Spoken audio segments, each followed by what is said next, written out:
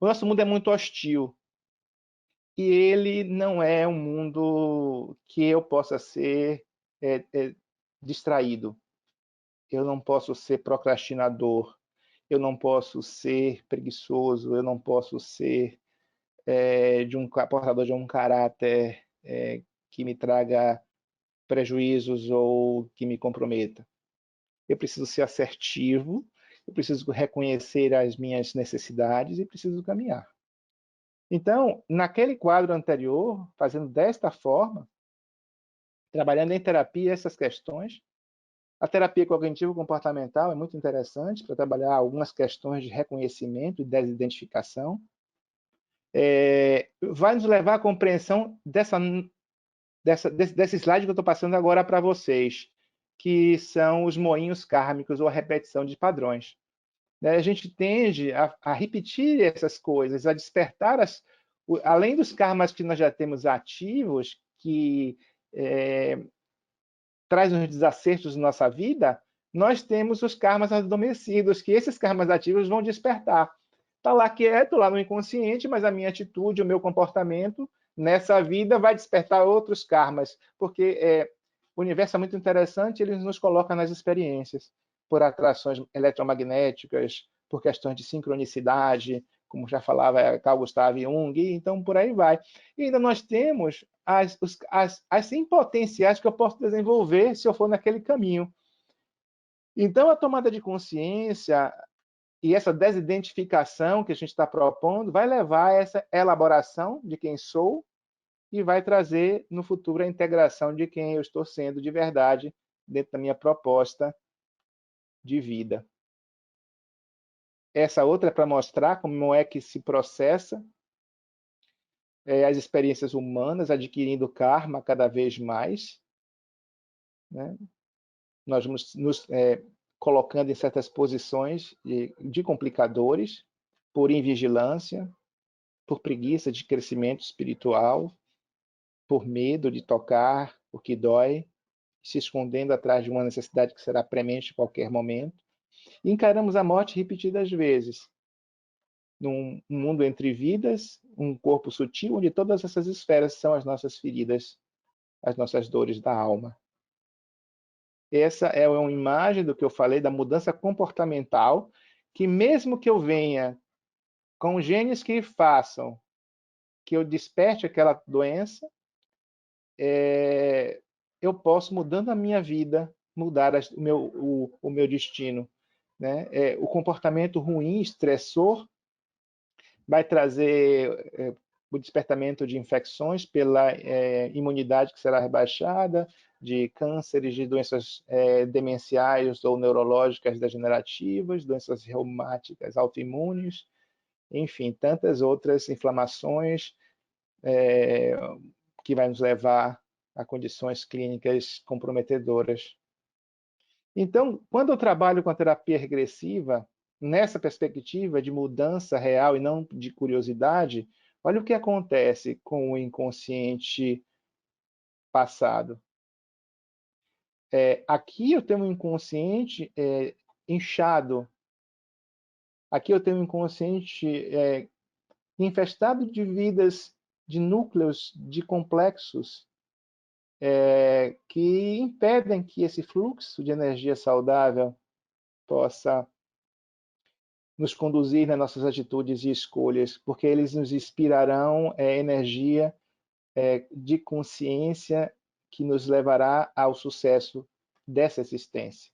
Quando nós trabalhamos com a vida passada e abordamos esses núcleos, olha só como eles diminuem, eles desinflamam, se a gente assim puder dizer, e vai nos transferir mais um contato com o que verdadeiramente nós precisamos ser.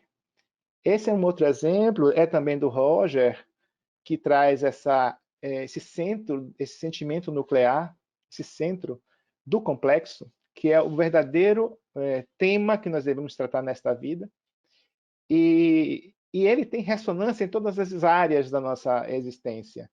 Né? Ele tem área no momento existencial, ele tem áreas de contato com o período perinatal, nossa biografia, nossa memória profunda, Ele vai nos colocar em contato com uma série de situações de toda a nossa dimensão enquanto ser integral. Em todas essas dimensões existem vidas, de formas de vidas de energia, não matéria, que ficam registradas e nós ficamos com tudo isso no inconsciente com um peso enorme, escondido através de camadas e camadas e camadas de erros e desacertos, num sentimento de dor.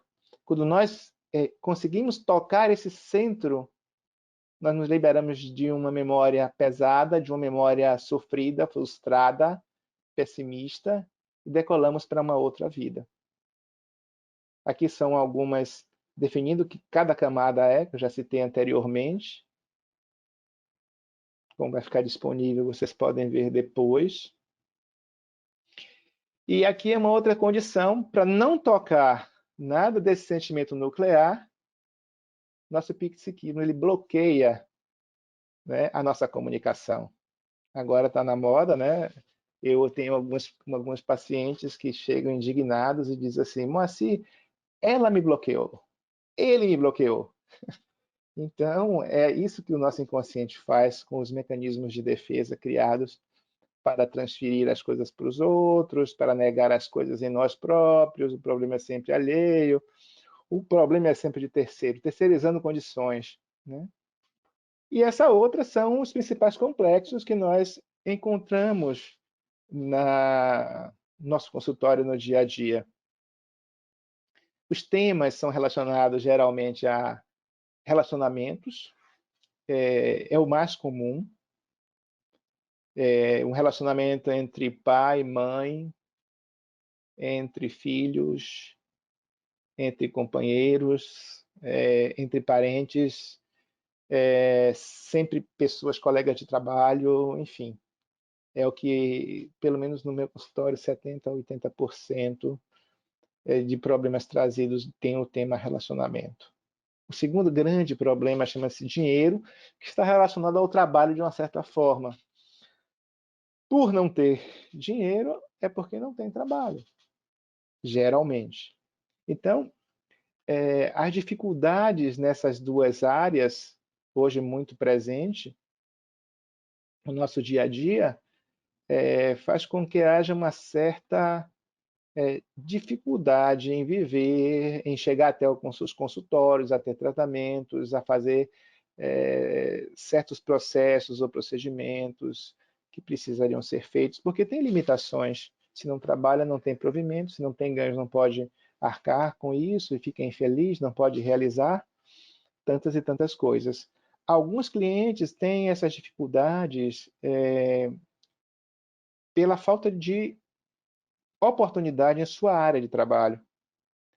Uma outra parte, eu digo que essa é uma boa grande parte com relação ao trabalho, eles não conseguem estar trabalhando por outros motivos que não a oportunidade de trabalho e por não ser a sua profissão. Não se liga a essa dificuldade. Significa a adaptação, tem uma inadequação ao trabalho, à atividade laboral. O outro tema é a maternidade, quantidade muito grande de mulheres que procuram a terapia regressiva para entender por que não têm filhos, porque tem uma série de complicações ou doenças que impedem o engravidamento, a gestação, que é os ovários policísticos, as complicações de infertilidade de uma forma geral. E chegam muito no consultório pedindo para fazer a regressão para saber se foram mães que abortaram na vida passada. Querem saber disso. Mas essa não é a grande lição para muitas delas. Para algumas, é a ansiedade em ser mãe. Para outras, a maturidade em se tornar mães. E daí eu posso encontrar uma outra série de questões que não têm a ver com o ter no passado muitos filhos e abandonando esses filhos, a família. Algumas são por medo de uma vida de privação, porque os filhos sofreram fome e têm um medo inconsciente de engravidar e acontecer aquilo tudo de novo. Então, quando a gente parte para fazer uma análise da personalidade dessa cliente, para entender como ela funciona no mundo e como é que ela reage aos seus, como é que ela expressa as suas reações comportamentais e as suas emoções, a gente vai percebendo que existem outras necessidades de serem trabalhadas até então chegar, até quando chega o momento de fazer a regressão, ela está, digamos assim, no momento certo de entender onde foi que aconteceu aquilo, o que está acontecendo hoje, o que ela precisa mudar. O sexo é um outro ponto também importante.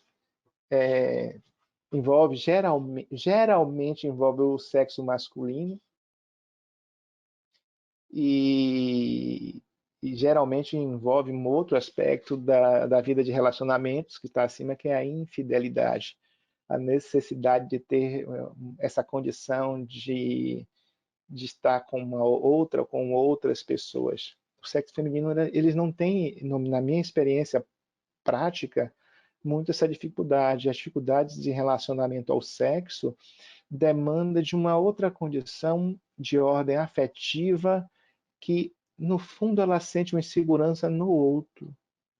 É como se aquele parceiro não fosse confiável, não fosse inteiro, não fosse fiel, não é uma pessoa que poderia maltratá-la, que poderia deixar em alguma condição difícil e por isso elas não sentem prazer ou pela forma como eles fazem o sexo de uma maneira mais grosseira ou agressiva. Então, a gente vai conhecendo as coisas, vai na entrevista sentindo a pessoa e aí a gente vai direto no ponto, porque muitos terapeutas usam muito a terapia regressiva de forma aleatória, sem foco, e o Hans Tendan, que é um outro nome importante da terapia de regressão na atualidade, ele preza muito isso, esse foco no objetivo, foco no objeto que você precisa. Você precisa ser cirúrgico e ir direto no ponto. Alimentação tem a ver com privações do passado, geralmente. Poder submissão, aí já vai diminuindo, né? A quantidade de clientes com esses temas. Responsabilidade, tomar decisões e estar em público, em grupos ou eventos sociais. São bem menores esses clientes que nos procuram, que me procuram para fazer as regressões, né? Essa outra tela, ela traz algumas premissas de indicações e da relação do terapeuta de regressão com os nossos clientes. A, a, o vínculo empático é um dos primeiros em termos de grau de importância, né? A gente precisa ter um relacionamento terapêutico para construir essa confiança na vida presente e para desenvolver no paciente a autoconfiança e fazer com que ele se presentifique, com que ele se mostre, para que a regressão ela seja autêntica. Essa confiança no terapeuta de regressão, quando ele termina o trabalho daquela sessão e que o paciente fica naquela dúvida, né? Será que é verdade? Será que não é? Isso é coisa da minha imaginação. Quando ele tem um terapeuta, que é um terapeuta que ele confia e que ele diz, olha só,